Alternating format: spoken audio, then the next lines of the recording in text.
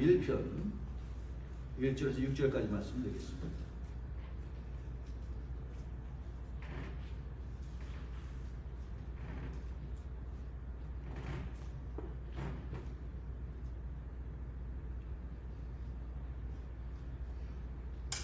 시편 1편 1절에서 6절.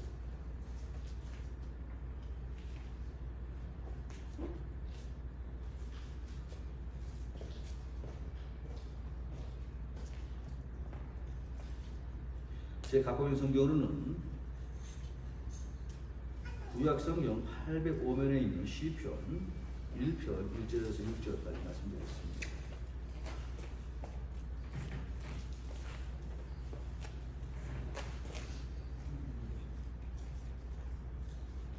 내가 찾았다.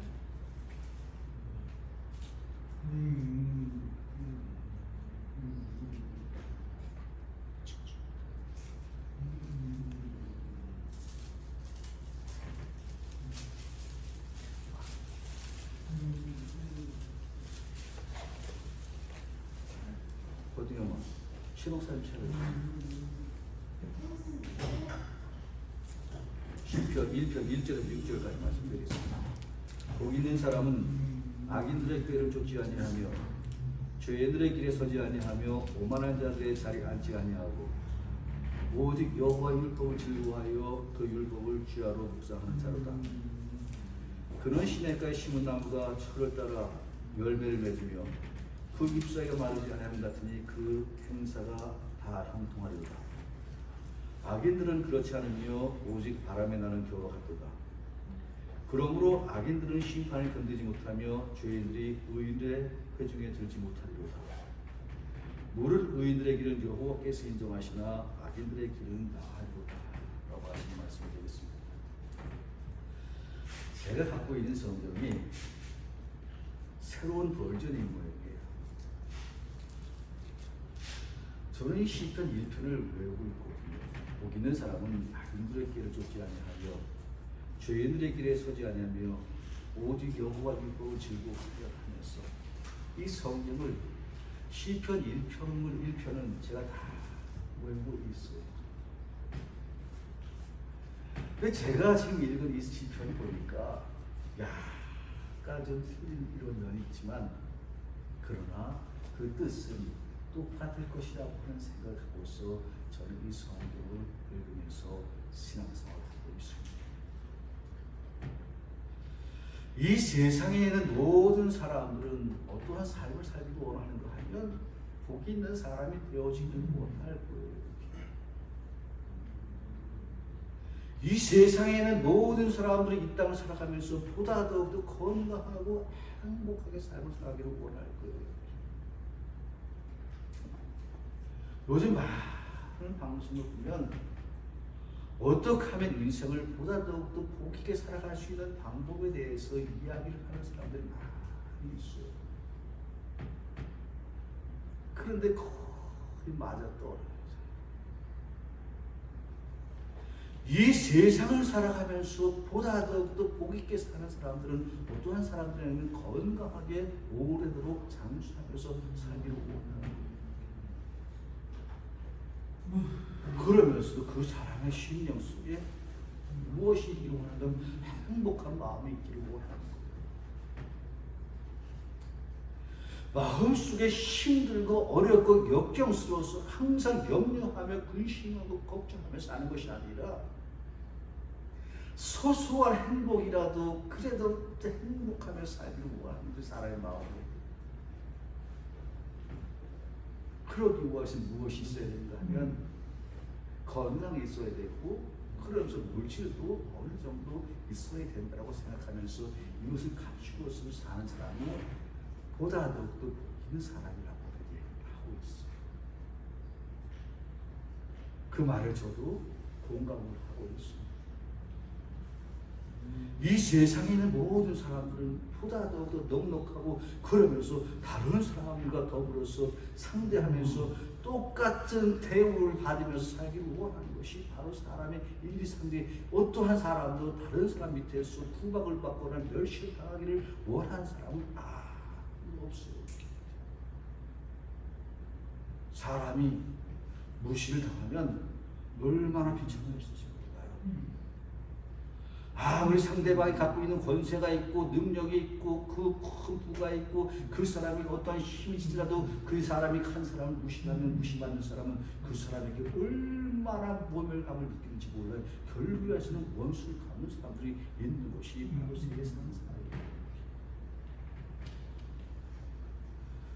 그런데 이것은 이러한 삶을 어떻게 얘기를 하냐면 복 있는 하나님의 사람이 되어신다라고 얘기해요. 그런데 놀라운 것은 이 땅을 살아가면서 건강하게 살아갈 수 있는 그런 방법과 이 땅을 살아가면서 행복하게 살아갈 수 있는 방법과 이 땅을 살아가면서 보다 더욱더 물질의 부족함이 없도록 살아가면서 모든 사람들과 함께 동등하게 살아갈 수 있는 삶의 비결이 있는데 그것이 바로 성경에 쭉 나왔다라는 거예요.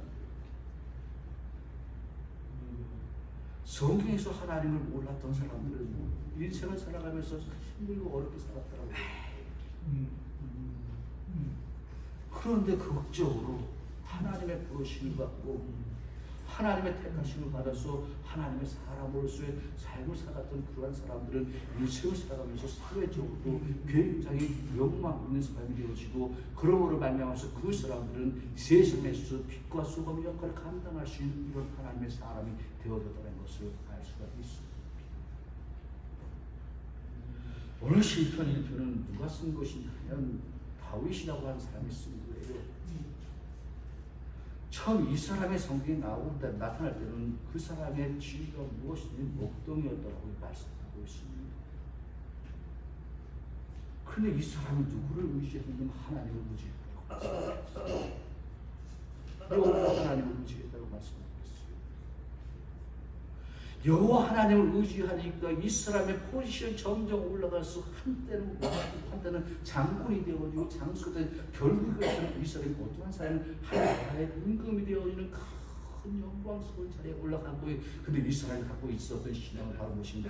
어렸을 때 갖고 있던 그 신앙이나 아니면 임금이 되었을 때 그 갖고 있던 신앙에는 흔들리지 않고 평생도록 하나님과 더불어서 살아갔다라고 하는 것을 성경을 보면 알 수가 있어요. 그런 놀라운 것은 이 사람이 하나님과 더불어서 삶을 살면서 어떤 하나님의 말씀인 시편을 계속 썼다는 거예요. 쓰면서 하나님의 사람이 어떠한 사람이 복 있는 사람인가를 알아봤는데 복 있는 사람은 어떠한 사람이면 하나님을 가까이 하는 사람이 복 있는 사람이라고 말씀했어요. 시편 1편 보니까 복 있는 사람들은 악인들의 교회를 따르지 아니하며 죄인들의 길에 서지 아니하며 오만한 자들의 자리에 앉지 아니하며 오직 여호와 율법을 즐거워하여 그 율법을 주야로 묵상하는 자로다 라고 말씀하고 계세요. 그래요. 신앙생활 처음 시작하는 사람들 성경을 한 절 한 절 다 이해하면서 신앙생활 할 수 없어요. 그래도 하나님은 계시다라고 하는 이러한 믿음 갖고 하나님께서 나를 사랑하신다라고 하는 이러한 믿음 갖고 신앙생활하면 그 사람은 성경을 읽으면서 하나님은 어떠하신 분인 것을 알고서 그분은 보다 그런 사람보다 하나님의 사람으로서 온전한 삶을 살아가면서 영적으로나 육적으로나 지각적으로 뛰어날 수 있는 하나님의 사람이 되어신다고 말씀하고 있어요. 저는 그렇습니다. 모든 복의 근원은 하나님에서 나온다고 얘기해요. 이 세상 사는 사람들, 건강하게 사는 사람들 많이 있어요. 이 세상의 사람들, 행복하게 사는 사람들 많이 있어요.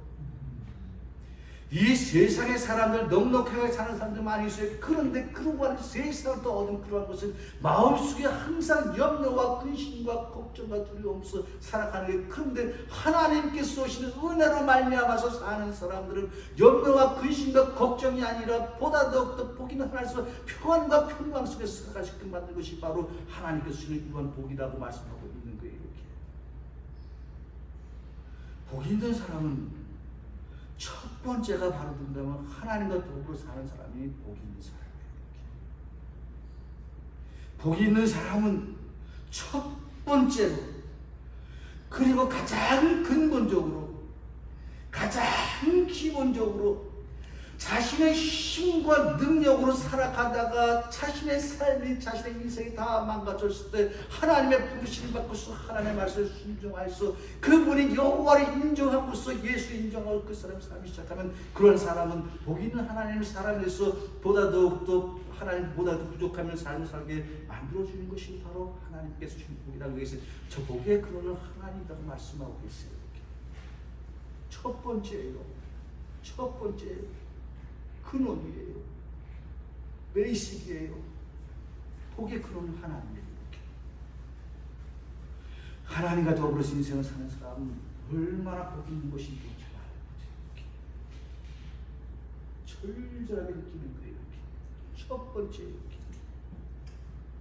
복 있는 사람이 갖고 있는 것은 바로 무엇인가 하면 하나님을 인정하고 하나님의 계시다가 믿음 갖고 있어 또한 그 사람 가운데 신앙에 성장하고 자라가서 하나님의 말씀을 가까이 하는 사람에게는 그 사람이 또한 복 있는 하나님의 사람이 되어진다고 말씀하고 있습니다.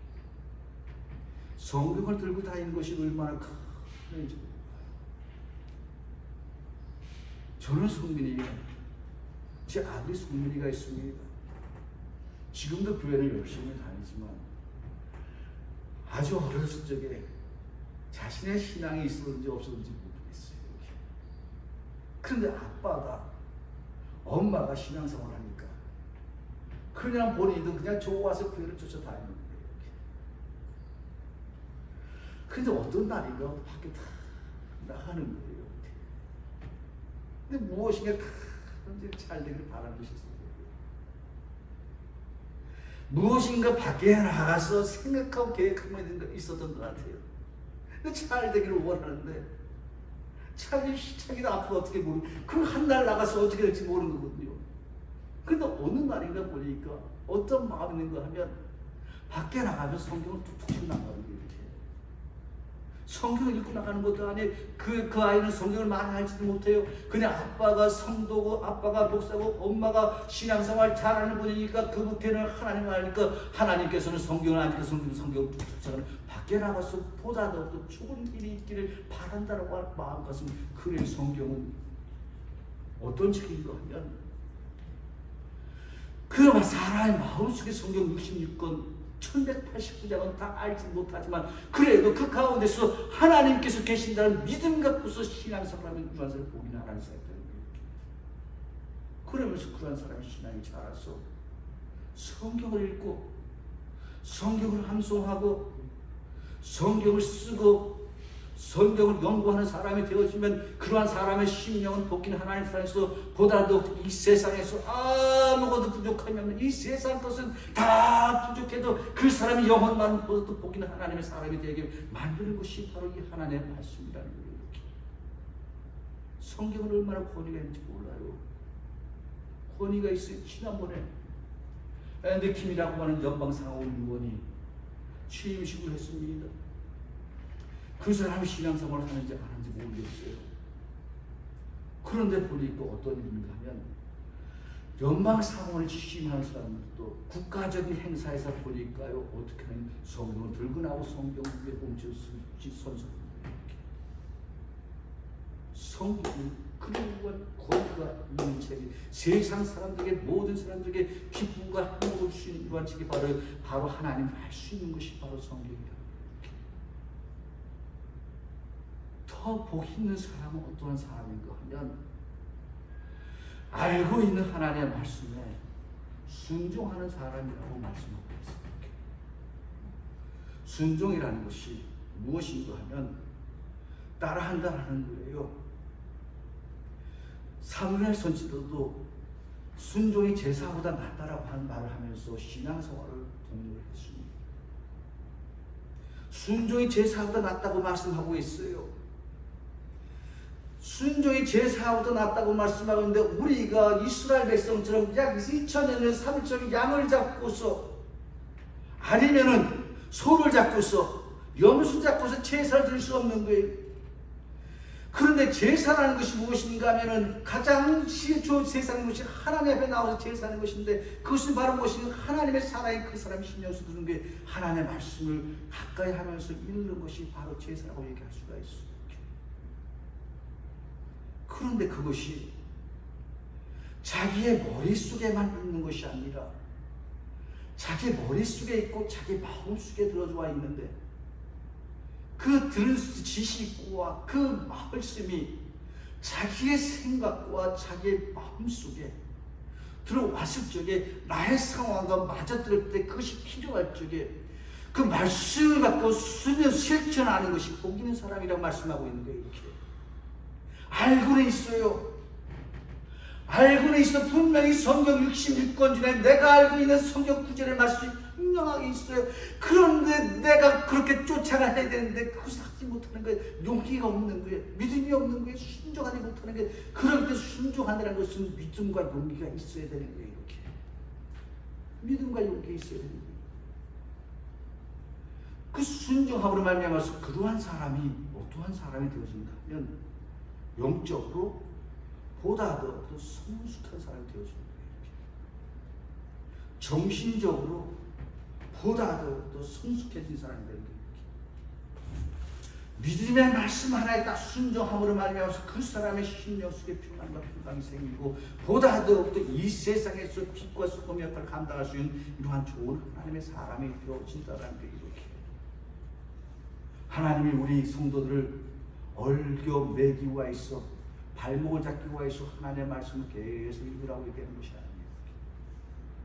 우리 믿음의 성도들이 우리 성도의 심령을 우리 성도 발목을 잡기 위해서 그 성경 말씀 그 말씀을 읽으면서 그 말씀을 깨달은 가운데에서 그 말씀대로 실천하면서 인생을 살아가다 보면 그런 사람은 오늘다보니까 뒤돌아보면 나는 복 있는 하나님의 사람이 되어졌더라고 하는 것을 알게 되는 것이 바로 신앙생활이다. 복 있는 사람은 어떠한 사람인가 하면 하나님을 가까이 사람이에요. 하나님의 말씀을 읽는 사람이 복 있는 사람이에요. 건강도 좋아요. 행복도 좋아요.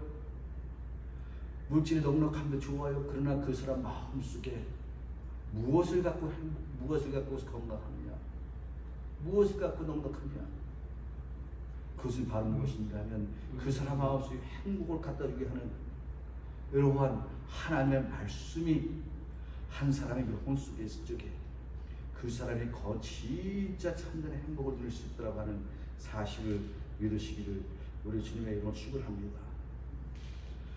신앙생활 잘하는 복 있는 사람은 어떠한 사람의 마무리를 잘 해야 돼요. 이렇게 그것을 잘 맺어야 돼요. 매사가 다 마찬가지예요. 옛날에 김광식 목사님께서 그러시더라고요. 이거 못하면 저거도 못한다고 말씀하시더라고요. 그 말씀이 이 사람 귀에 쏙 들어와 버렸어요. 물론 이거 못하면 저거도 잘할 수가 있어요. 인생사 다 그래요. 대체적으로 보면 이것을 잘 마무리하지 못하면 다른 것도 잘하지 못한다는 거예요. 그런데 버벅거리면서 잘하지 못하지만 끝까지 인내하고 믿음 갖고 잘 될 것이라고 하는 믿음 갖고서 잘 하다 보면 도장을 한번 꽉 찍어버리면 그 다음 단계로 올라갈 수가 있는 거예요. 모든 것이 다 마찬가지예요. 사업도 그렇고 직장도 그렇고 공부도 그렇고 모든 것이 다 마찬가지예요. 저는 여기 계신 성도님들 크게 칭찬하고 싶어요. 2024년도 12월 29일 주일날 마지막까지 주일까지 왔어요. 이렇게 도장을 꽉 찍으신 거예요. 이렇게.